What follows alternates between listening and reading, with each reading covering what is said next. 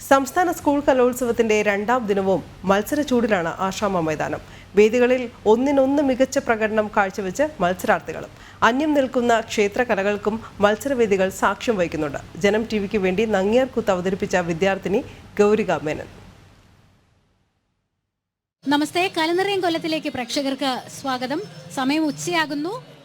ദിനം 2 മത്സരവേദികളെല്ലാം ചൂടുപിടിച്ച് മത്സരങ്ങൾ പുരോഗമിക്കുന്നു. പക്ഷേ ഇവിടെ കാലാവസ്ഥ കുറച്ച് തണുപ്പുള്ളതാണ്. കാരണം ഇന്നലെ രാത്രി നല്ല മഴയായിരുന്നു കൊല്ലത്ത്. ഇന്നലെ നല്ല ചൂടുള്ള കാലാവസ്ഥയല്ലായിരുന്നു ഗൗരിക? ഭയങ്കര ചൂടായിരുന്നു. അതെ. അപ്പോൾ ഈ മത്സരത്തിനൊക്കെ തയ്യാറെടുത്തപ്പോൾ ചൂടൊരു വെല്ലുവിളിയായി തോന്നിയോ? പിന്നെ പക്ഷേ എങ്കിലും A ഗ്രേഡ് അടിച്ചെടുത്തു. അപ്പോൾ നങ്ങ്യാർകൂത്ത് മാത്രമാണോ മത്സര ഇനം ഇത്തവണ, അതോ? നങ്ങ്യാർകൂത്ത് മാത്രമേ ഉള്ളൂ. പക്ഷേ എങ്കിലും ക്ഷേത്ര കലകളോടാണ് കൂടുതൽ താല്പര്യം എന്നോട് നേരത്തെ പറഞ്ഞിരുന്നത്. ഏതെല്ലാമാണ് പഠിക്കുന്നത് മോളെ? ഞാൻ ഓട്ടംതുള്ളല്, കഥകളി, നങ്ങ്യാർകൂത്ത്, കൂടിയാട്ടം. എന്താ ക്ഷേത്രകലകൾ തിരഞ്ഞെടുക്കാൻ? എനിക്ക് തോന്നുന്നു നല്ല പാടുള്ള ഇനങ്ങളാണല്ലേ. പക്ഷെ എന്തുകൊണ്ടാണ് അത് തന്നെ പഠിക്കാം എന്ന് വിചാരിച്ചത്? അതിനോടൊരു പ്രത്യേക ഇഷ്ടം? അതെന്താന്ന് വെച്ചാൽ എനിക്ക് ക്ഷേത്രകലയോടെ കൂടുതൽ താല്പര്യം. കുറെ ആൾക്കാരുണ്ടല്ലോ മോഹിനിയാട്ടം, ഭരതനാട്യമൊക്കെ. ഇത് കുറവാണ് ആൾക്കാർ. അപ്പം പ്രത്യേകിച്ച് നമ്മളത് ആളുകളിലേക്ക് എത്തിക്കുക വളരെ പ്രധാനവുമാണ്. അതെ. പിന്നെ ഓട്ടംതുള്ളലും നങ്ങ്യാർകൂത്തൊക്കെ ഇപ്പൊ കുറവാണ് ഇവിടെ. അപ്പൊ നമ്മളത് കളിച്ച് കാണിച്ച് എല്ലാവരിലേക്ക് എത്തിക്കണമല്ലോ. അതാ. പാലക്കാട് നിന്ന് വന്നിട്ട് കൊല്ലം എങ്ങനെയുണ്ട്? കൊല്ലം ഭയങ്കര ചൂടാണ്, അത് മാത്രമേ ഉള്ളൂ. മിക്കവരും വന്ന് കൊല്ലം അടിപൊളിയാണെന്നാണ് പറഞ്ഞത്. പക്ഷെ കൊല്ലം അടിപൊളിയാണെങ്കിൽ കാലാവസ്ഥ ഇന്നലെ കുറച്ച് കഠിനമായിരുന്നു. അപ്പോൾ നമുക്ക് ആ പെർഫോമൻസ് നങ്ങ്യാർകൂത്ത് കുറച്ച് ഭാഗം നമ്മുടെ പ്രേക്ഷകർക്ക് വേണ്ടി. ഓക്കെ.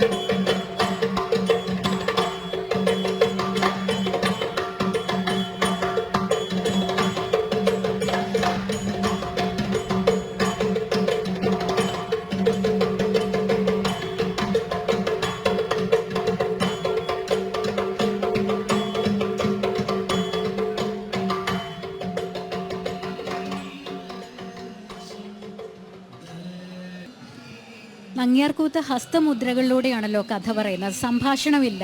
പക്ഷെ നമുക്ക് ഏറ്റവും വളരെ എന്താണ് പറയുന്നത്, അതിന്റെ ഗൗരവം നമുക്ക് മനസ്സിലാകുന്ന ഈ മുഖത്തെഴുത്ത്, ഇതിന്റെ ചമയങ്ങൾ, അതിലൂടെയൊക്കെയാണ്. അപ്പൊ ശ്രീകൃഷ്ണ ചരിതമാണല്ലോ പ്രധാനമായും അല്ലേ? അപ്പൊ മോളിപ്പോ ഈ അവതരിപ്പിച്ച സന്ദർഭം എന്തായിരുന്നു? നരസിംഹാവതാരാണ് കഥ.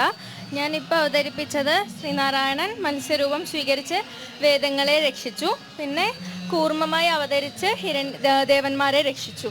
അപ്പോൾ അതാണ് ഇപ്പം അവതരിപ്പിച്ചത്. അപ്പോൾ എങ്ങനെയാണ് ഇതൊരു തുടർച്ചയായി പഠിച്ചുകൊണ്ടിരിക്കുന്നു, ക്ഷേത്രകലകൾ കൂടുതൽ ജനകീയമാക്കുന്നതിൻ്റെ ഒരു മിഷനായിട്ട് കൂടി എടുത്തിരിക്കുകയെന്ന് മനസ്സിലാകുന്നുണ്ട്. കലോത്സവത്തിന് ഈ ഒരു പ്രത്യേക സന്ദർഭം അത് തന്നെ എടുക്കാം, ഈ ഒരു മത്സര ഇനത്തിന്, അങ്ങനെ തോന്നിയ എന്താണ്? ഗുരു തന്നെ പറഞ്ഞാണോ? അതെ അതെ, ഗുരു പറഞ്ഞത് തന്നെയാണ്. അപ്പോൾ ഗുരുവിനെ കുറിച്ച് എൻ്റെ അച്ഛൻ പൈങ്കുളം നാരായണ ചാക്യാര്, ആശാന്റെ ഒരു സപ്പോർട്ട് കൊണ്ടാണ് ഞാൻ ഇപ്പോൾ സ്റ്റേറ്റ് എത്തിയത്. വീട്ടിൽ നിന്ന്, നമ്മുടെ കുടുംബത്തിൽ നിന്നൊക്കെയുള്ള സപ്പോർട്ട്, അമ്മ അച്ഛനൊക്കെ നല്ല സപ്പോർട്ടാണ്. പിന്നെ പ്രത്യേകിച്ച് എൻ്റെ സ്കൂളിലെ ടീച്ചേഴ്സും എല്ലാവരും ഭയങ്കര സപ്പോർട്ടായതുകൊണ്ടാണ് ഇപ്പം കലോത്സവം സ്റ്റേറ്റ് എത്താൻ പറ്റിയത്. അപ്പോൾ ഇനിയുള്ള കലോത്സവങ്ങളിൽ പങ്കെടുക്കുന്നതിനെ കുറിച്ച് ആ ഒരു ഇതെങ്ങനെയാണ് നമ്മുടെ പ്രേക്ഷകരുമായിട്ട് പങ്കുവെക്കാനുള്ളത്? പങ്കെടുക്കും. ക്ഷേത്രകലകൾ തന്നെ ജനങ്ങളിലേക്ക് എത്തിക്കുന്നതിൻ്റെ ഭാഗമായി. അപ്പോൾ ഗൗരിക, ഒത്തിരി നന്ദി. എന്തായാലും ക്ഷേത്രകലകൾ ജനങ്ങളിലേക്ക് എത്തിക്കാൻ വേണ്ടി ക്ഷേത്രകലകൾ പ്രത്യേകം പഠിക്കുന്ന ഈ കൊച്ചുമിടുക്കിക്ക് അഭിനന്ദനങ്ങൾ. ഒപ്പം നമ്മുടെ ജനം ടിവിയുടെ പവലിയനിൽ വന്നതിന് ഒത്തിരി നന്ദി മോളെ. Thank you. കലോത്സവ വിശേഷങ്ങൾ ഇനിയും കലനിറയും കോലത്തിൽ തുടരും. നമസ്തേ.